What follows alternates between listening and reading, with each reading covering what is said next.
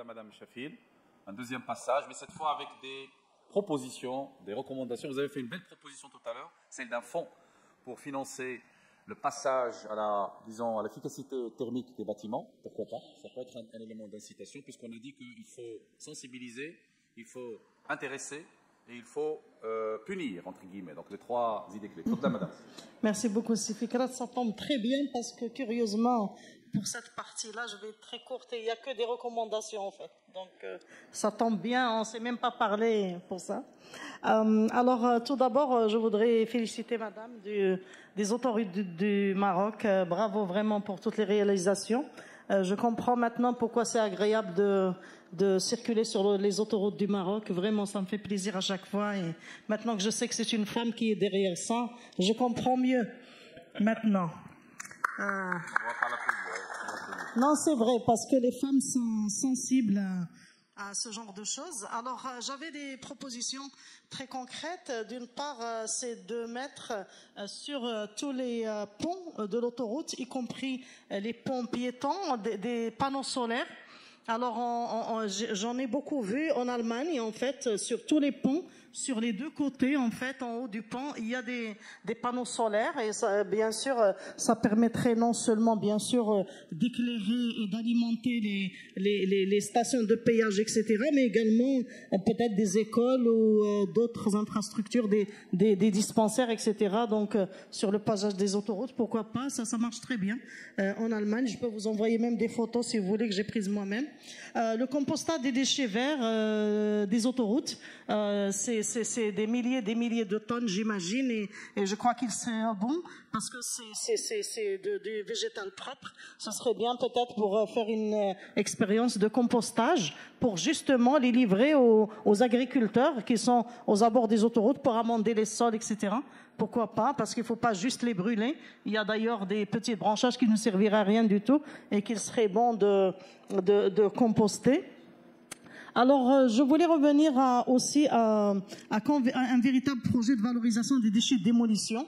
Donc, on entend ça et là des expériences pilotes, mais à mon avis, il faut aller au-delà des expériences pilotes parce qu'on n'a qu'à se balader au bord des routes, des autoroutes, dans les oueds, etc., pour voir que les déchets de démolition jonchent tous nos paysages. C'est vraiment malheureux, même s'il y a eu, j'avoue, un effort au niveau des autoroutes, parce qu'avant on trouvait des tas j'en ai filmé moi-même, et je suis allé voir le Wali Allah yarhamou à l'époque de Rabat pour lui montrer les films que j'avais filmés au niveau même des autoroutes. Maintenant on n'en voit plus, mais on va plus loin que l'autoroute et dans les oueds, et c'est vraiment dommage. Donc je crois que ce sont des déchets qu'il faut valoriser systématiquement et à 100%, quand on sait que les opérations de recasement, par exemple, et de destruction des bidonvilles génèrent des dizaines de milliers, voire des centaines de milliers de tonnes de déchets de démolition, et on se demande où va tout ça.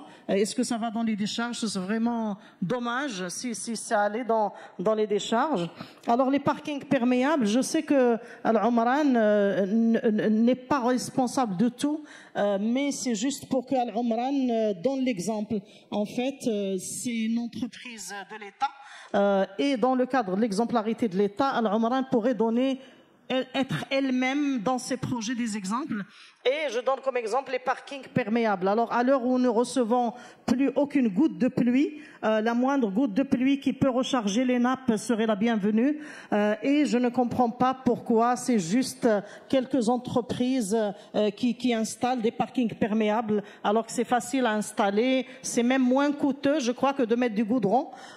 Et après, donc, des infrastructures pour faire passer l'eau de pluie et l'envoyer dans les égouts. C'est vraiment dommage. Alors qu'à travers un parking perméable, elle va aller recharger la nappe directement. Et donc voilà, une dernière recommandation en fait par rapport, parce que ça me fait vraiment mal au cœur, cette question de non-isolation des bâtiments, parce que je vais beaucoup à Ifrane, je vais dans des zones défavorisées, et je vois comment les gens souffrent de froid l'hiver quand il fait moins 14 degrés, et ça fait mal au cœur de voir que peut-être avec 30 000 dirhams d'isolation, on aurait pu éviter tout ça. ça pour un siècle, pour une famille. Et donc, je me dis que je terminerai par ça. L'application stricte des réglementations, entre autres, permet également de créer des emplois. Et monsieur en a parlé tout à l'heure, donc puisqu'il est dans le secteur privé, au Maroc, on a du mal à faire travailler les gens et à trouver des niches qui peuvent absorber les jeunes. Et je crois que ça passe également par l'application de la réglementation, parce que si on oblige les intervenants à appliquer la réglementation, ils vont recruter des entreprises, et les entreprises, pour répondre à ces marchés, seront obligées de recruter. Et pour recruter des profils, l'OFPPT va également adapter ses formations, etc. Donc c'est un cri du cœur, en fait. Donc s'il peut être entendu, j'aimerais bien qu'il soit relayé dans le rapport. Merci beaucoup, Madame Secrétaire. C'est Charadi, rapidement, les recommandations. D'accord. Alors, au niveau des recommandations, je crois qu'on doit travailler, nous, au niveau de la fédération, sur le nouveau CCAGT, le cahier des causes administratives générales des travaux publics, et dans lequel on devrait justement préciser un certain nombre de mesures qui viseraient à favoriser le développement durable. En commençant déjà par le poste installation de chantier. Il faut que le poste installation de chantier soit tout à fait conforme. On le voit beaucoup sur les chantiers. On a, par exemple, on a des chantiers où on a de l'eau en abondance. Les robinets sont tout le temps ouverts, etc. Donc, il n'y a pas d'électricité LED, d'éclairage LED, par exemple, etc. Donc, ça, c'est une chose. Il faudrait aussi qu'on travaille sur les mesures incitatives pour aider les entreprises à s'équiper en matériel électrique, les engins électriques. Là, on en a parlé tout à l'heure. Il faut qu'on y arrive. C'est le futur et on est déjà un petit peu en retard à ça. Et puis, il faut aussi qu'on insiste sur le volet RSE pour les entreprises, pour que nos entreprises qui travaillent surtout dans les régions, disons, en dehors des villes, puissent réfléchir à comment impliquer le voisinage. D'abord en recrutant bien entendu les gens des alentours, mais aussi en s'impliquant dans la vie des familles de ce voisinage-là. Et puis en dernier lieu, je dirais qu'il faudrait qu'on réfléchisse un petit peu aussi sur les ODD. Les ODD, on en a parlé tout à l'heure. J'ai assisté à une conférence dernièrement et on nous a expliqué qu'on était très en retard au Maroc par rapport aux objectifs de développement durable. Et 2030, c'est très bientôt. Il ne faudrait pas qu'on arrive en 2029 et on se dise « Ah, on est en retard et on va faire charrette pour ça ». Donc je pense qu'il faudrait qu'on y réfléchisse dès maintenant et que ça soit vraiment un objectif primordial pour nous tous. Ok, merci beaucoup, M. Chalabi. Je rappelle que vous êtes directeur général délégué de l'Institut de formation, donc vous avez un rôle très important sur cela. Et puis vous êtes adressé à la FNBTP. Nous avons le plaisir d'avoir avec nous Sibilo, le président. Il est resté silencieux, mais je pense qu'il a tout noté, il a tout pris dans ses carnets. Donc, Sibel Aziz, une ou deux recommandations concrètes. Pour le développement durable, c'est un domaine. Dans le domaine de construction de bâtiments, vise à réduire l'impact environnemental et économique par l'utilisation des matériaux écologiques, l'utilisation des matériaux d'isolation, l'utilisation des conceptions bioclimatiques. Donc tous ces axes ont été traités ou en cours de traitement par l'université. Donc ma recommandation, c'est qu'on doit faire une liaison professionnel et l'université. L'université, pourquoi pas encourager les étudiants et les chercheurs pour faire mieux. Ok, parfait, merci beaucoup. Donc je vais demander à nos intervenants, les 4 intervenants, un exercice très, très facile mais en même temps compliqué, une demi-minute, 30 secondes, pour vous nous donner une idée qui vous est restée en tête, un mot, une phrase pour aller de l'avant. On commence par Silkhel. Qu'est-ce que vous aurez si on vous donne 30 secondes pour faire quelque chose qui vous est resté un peu suite à cette conférence de ce soir? Bon, j'étais agréablement surpris de l'implication de tous les corps d'État et je félicite vraiment l'Omran, l'autoroute du Maroc. Et c'est un cas pour nous, des cimentiers inspirants.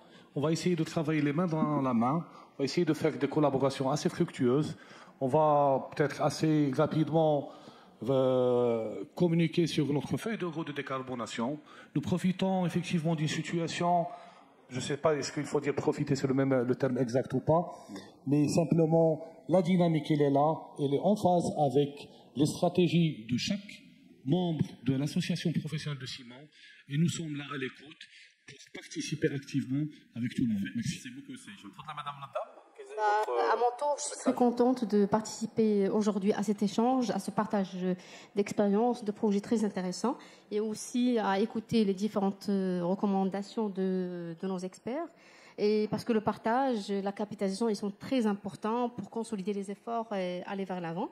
Et un petit mot pour le partage. Vous, Monsieur Siradi, vous avez parlé tout à l'heure de partage de cette expérience de traitement des talus. Donc, depuis 2022, on a organisé 3 ateliers scientifiques durant lesquels on a invité différents organismes qui sont exposés à la même problématique. Je cite les agences de bassin hydraulique, l'ONCF, la direction des routes et j'en passe, pour partager cette expérience et les résultats.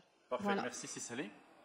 Merci. Je vais prendre une première 30 secondes pour répondre à Mme Sheffield. Donc la première, par rapport à la valorisation des déchets, effectivement, vous avez parfaitement raison. Donc on a un projet pilote sur lequel on était dans une démarche de récupération des immeubles qui ont été mal exécutés par un partenaire. Donc on a démoli les 48 immeubles. Donc on a instauré toute au niveau de cahier de charge des textes, avec une entreprise, avec un système de tri, de valorisation, aussi bien même le béton, on l'a concassé dans un concasseur qu'on l'a réutilisé comme assise pour les pavés autobloquants. J'enchaîne avec les pavés autobloquants. Donc, on utilise effectivement des parkings drainants, moyennant des pavés autobloquants. D'ailleurs, le centre culturel de Tlemcena, tout le parking est en pavés autobloquants. Et on privilégie le choix de ce matériau parce qu'il permet l'infiltration des eaux à l'intérieur des sols. Et on partage avec vous, effectivement, le souci toujours de la ville d'Ifrane. D'ailleurs, l'un de nos projets pilotes, il a été réalisé au niveau de la ville d'Ifrane. Il y a même un témoignage sur le net parce que l'Omra, il a accompagné la démarche d'élaboration de la réglementation thermique de concession Maroc à travers 4 projets pilotes. L'un de ces projets a été édifié au niveau d'Ifrane pour inciter un petit peu les autres promoteurs et les autres parties prenantes et les décideurs locaux pour y aller. Donc, par rapport à mon impression, donc, je suis très ravi d'être avec vous aujourd'hui et ma proposition, c'est de partir dans une démarche pragmatique, c'est-à-dire une incitation financière, un accompagnement technique, une rigueur réglementaire. Donc, il faut, c'est voilà, 3 mots-clés. C'est 3 mots-clés donc, pour qu'on puisse avancer. Et je propose même d'associer avec la FNBTP, la FNPI, pour les promoteurs immobiliers, voilà, pour les sensibiliser, parce que l'on en tant qu'acteur public qui fait de locomotive, mais d'ailleurs l'objectif c'est de dupliquer sur le territoire national dans le cadre de partenariat public-privé. Saïd, votre mot de conclusion. Oui, merci. Et moi, je pense, mon sentiment, que je termine avec une bonne assurance, puisque les recommandations de Mme Chafidi, donc, convergent avec ce qu'on est en train de faire, puisque la question d'économie d'eau, gestion d'eau, on a dépassé les opérations pilotes, les pavés, les autobloquants, les parkings.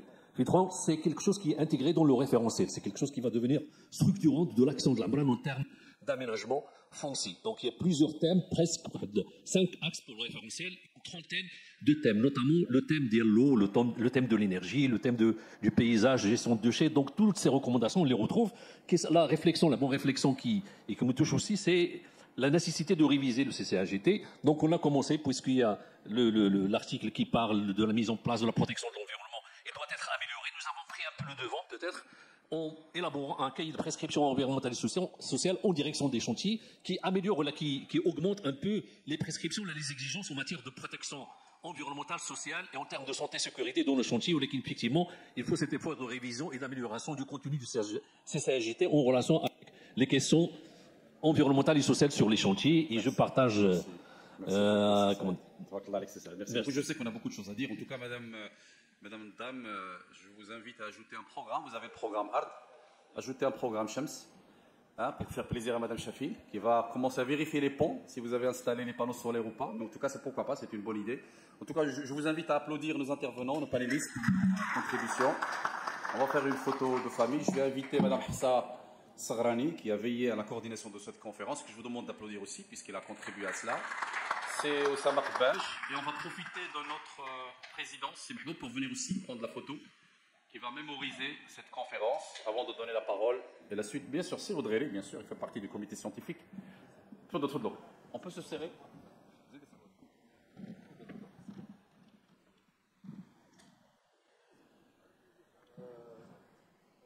Comme ça, on vous prend en témoin.